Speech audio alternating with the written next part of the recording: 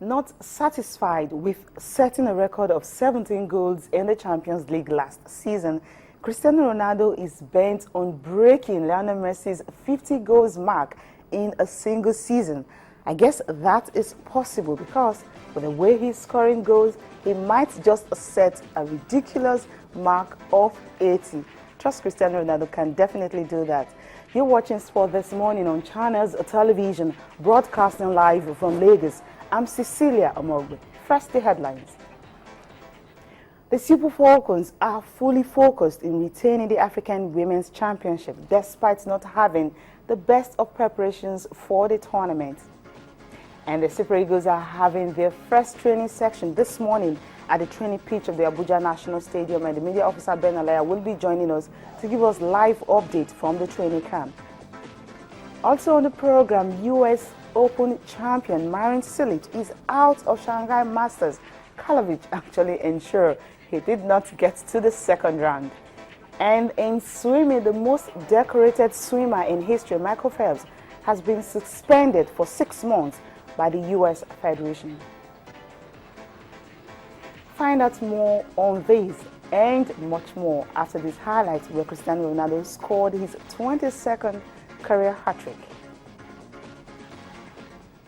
Then he got off the mark after 30 seconds. Here's Carvajal. Swung in towards Ronaldo! The goals just keep on coming and coming and coming. Modric to the corner. Benzema! 2-0.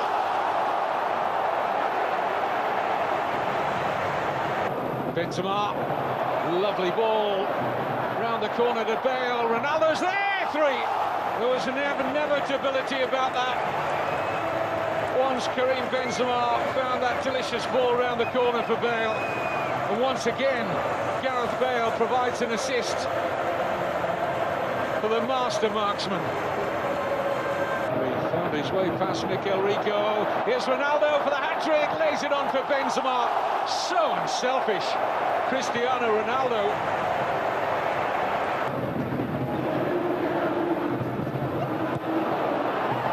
Oh, he's got it, Cristiano Ronaldo, with yet another goal and another hat-trick. His third in 4 league games, and also takes him level with the all-time record. Hat-tricks in La Liga, level now with the legendary Alfredo Di Stefano, and Real Madrid are into the top 4, and the champions are out of the top 4. But it's all about Cristiano Ronaldo making the headlines again. His third league hat-trick. Definitely he is. Well, what else can I call him? Well, definitely we'll get a name for him on the show. Well, Iboye definitely is joining me this morning, talking about Chinasa of City FM is joining me this morning. Of course, we're going to start with Cristiano Ronaldo and all he's been doing this season, comparing him with Diego Costa before we actually go into the camp of the Super Falcons and also the Super Eagles. Iboye, good morning. Good morning, Cecilia. How are you doing? Good to have you. Of course, always good to be here. Well, Cristiano Ronaldo, what can we say about What that? One word to describe him, an adjective. Phenomenal. Okay. Phenomenal. Phenomenal. We already have a phenomenal. Yeah, I know, so but and the funny thing is that a phenomenal is also a Ronaldo. Yes, exactly. You know, this guy is something else. He's out of this world. You know, he's 22 hat-tricks already.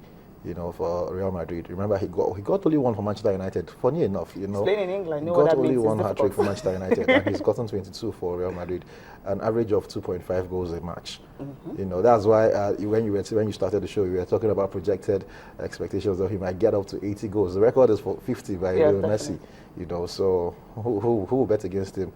You know, achieving that status of going beyond 50 goals in a season in the La Liga, and also, you know, the World Footballer of the Year, the Ballon d'Or. I think it's already signed, sealed, and settled and delivered to him. Because apparently, the way Messi had a stranglehold winning 4 years in a row, it will be a travesty if Ronaldo doesn't retain the title, the Ballon d'Or this year. Okay. Definitely, he's on his own level. There's always something that will always happen. Sometimes injury, and I pray it just doesn't happen to him. Okay, now let's start with what is happening with the Super Falcons. Of course, the African Women's Championship is starting this Saturday. Nigeria's first games against Cote d'Ivoire. And remember, Cote d'Ivoire had been in South Africa playing different friendlies. They even played against Bayana of South Africa. And of course, although they lost that game by 2-1, and playing against Mamelodi Sundowns Babes and some other club sides in South Africa. But for the Super Falcons, the only thing they have to do is to play against academy around Abuja, playing against Nigeria All-Stars, Abuja All-Stars as the boys, and playing some other, well, friendlies, but not really a grade A friendlies. But the coach says that's notwithstanding that the Super Falcons are fully ready. And of course, he believes that they can retain the title because they are fully focused. Let's listen to Edwin Okon. Los Angeles are going to Namibia. All they are thinking, all their focus is about the cup. I think Nigerians are more focused. We are more focused than every other country. Despite what is happening, we are fully set to reclaim the champion back to where it belongs. There is no group that is simple, brother. Even if you want to play a match here now with the boys of under 5, they are not simple. Once they dress with their boots, with their jerseys, they are not simple. And as such, our group is not simple. It's even a group of death. Because unknown foes, the enemies you know and the ones you don't know, you understand the way I'm getting to. So at that level, our group it's a very strong and tough group, but we want to make sure that we come out of the group.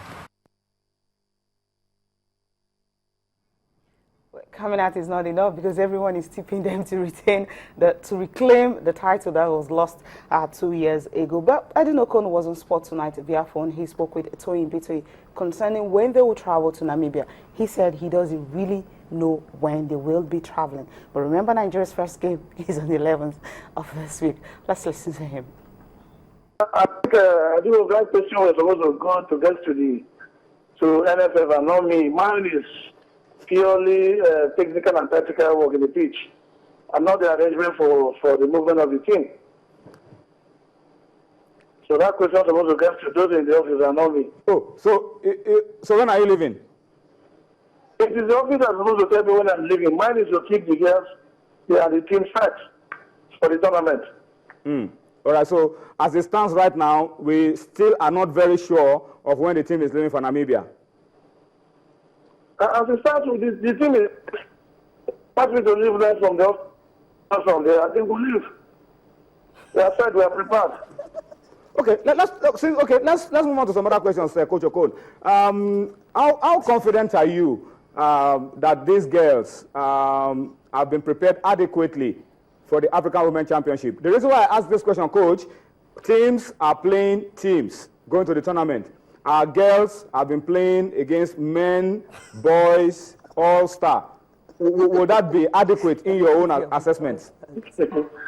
I think since we cannot get the first class international friendlies, I think the best way for you to assess a female player is engaging her with the male counterpart, so as to see the level of preparation from the player, and that is what we've been doing. Since the international friendly, the grade 1, I think we should take the one that is closer to us, that we can as well use and assess them proper. Well, you have to make do with what it's got. That's the reason they were playing those friendlies. Chinasa, you listened to him and you were all smiles. What do you think about all this? Well, it's funny, but really, if you really look at it, it's quite sad because apparently this is the national team. This is the national team. This is the national female team. You know, it's sad because imagine if it was the men. We saw them preparing for the World Cup, preparing for the Nations. This is Africa's premier tournament for women when it comes to football, the Nations Cup for women, and we're doing all this. Their first game is supposed to be against Ivory Coast on the 11th. Do you understand? Today is 7th of October. We're talking about 4 days, and these guys have not traveled to Namibia. And you expect you expect them to get to Namibia and work miracles or do something and hey, find a way and retain the trophy and reclaim the trophy like you said. But it's not nice. And look at it going down the years. Most of the things we have, most of the successes we recorded when it comes to football the women have a large chunk of it, winning the Nations Cup how many years in a row, and other things. So I think it's sad.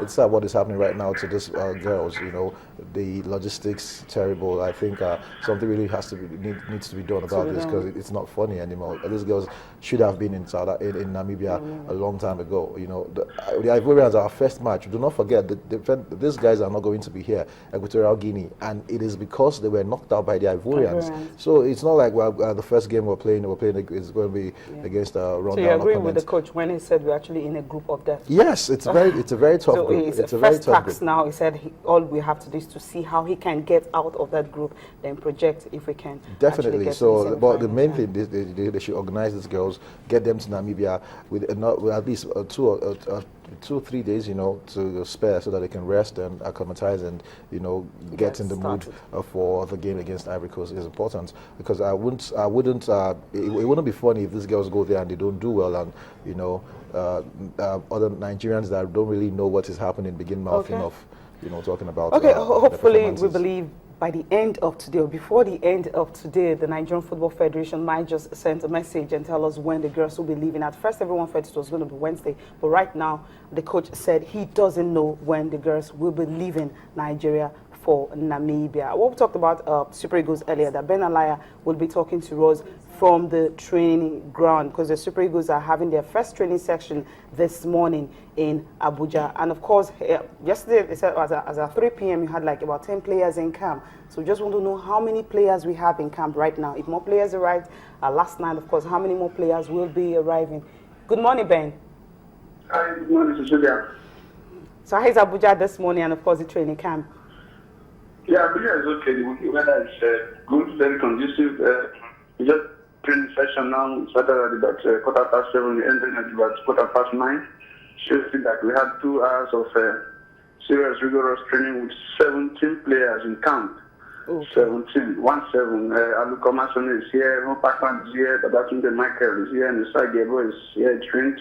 Aaron Samuel trained, Bolan Salami trained, Chigozia been trained, Azubike Breke trained, Edward trained, Igodado Saguna trained, Elderson Chijde trained, Vincent Yama, the captain, was here. Okay. Mara Dominike trained, Onanzi is being trained, Juwan Shanwa was here, Kenneth Miro, and of course John Michael Obi.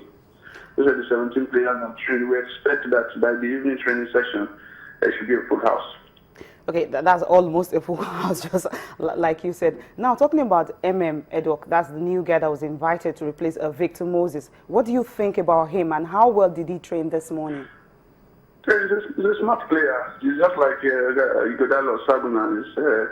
He's a player for the future, and I'm sure that is what the coaching crew is looking at, to groom him, possibly to take over from those who are already in top shape. He's a very good player. I saw him. Was quick, was smart, and confident too. It's good. It's good that we are bringing players from the home front, to blood them into the national team. No, they trained this one, of course, all the players, both foreign and local-based players. How is the bonding going with the players? Because we're playing Sudan this Saturday, and of course, it's going to be a very, very crucial game for Nigeria, because that will definitely set more like the benchmark for qualification for AFCON 2015. Okay, I guess we've lost Ben. If you can get back to him much later on the program, we'll definitely do that. What the good news is, 17 players trained this morning. 10, he said yesterday were in camp. Right now we have 17, almost a full house. They're training. Coach is impressed with the turnout of the players coming to camp early. What are your thoughts? You think against Sudan we can actually win both legs? First in Obduma, then the second one in Abuja. It's going to be very difficult, but sometimes looking at from what we've done in the past, anytime the chips are down, especially when we need to go away to get results, somehow it just happens. Remember qualifying for the last World Cup, where we needed to go to Kenya or South Tanzania to get a result, and it happened. So yes, these guys, I know if they put their heart to it, and Keshi really sits down. At least he's seen the Sudanese play 2 games. He's seen them against South Africa. He's seen them against Congo. So I think he should have gotten those tapes long ago. He should have studied them, find out how to, where their weak points are. We saw it game against South Africa. South Africa were able to soak in and contain the pressure and hit them on the break. We have fast wingers, we can do that, definitely. So I think Keshu should already, and his technical crew should have sorted out how they would line up and how they will perform against the Sudanese. So definitely I'm not too worried about that. It's just that sometimes complacency might set in, but we do not have that leisure. We cannot do that. We don't have that. We don't have that. We can't be able to to take them for granted because we have to go there and get a result. Get a result in on demand, and come back in Abuja and also get a result. So we need 6 points from these 2 games, and if it's 6 points and nothing else, because we're still this is right now we are on the same level with Sudan. We still have to deal with Congo and South Africa. So if we don't get this, then we might just say our chances of going to the Nations Cup will be very, very low. Okay, you're not so optimistic, but one man is really optimistic, talking about NFF Executive Committee member Chief Phyllis Ayonse. He said that, well, Nigeria will not only qualify for AFCON 2015 in Morocco, we will also retain the trophy. Well, let's get it started, see how it's going to pan out much later in the year.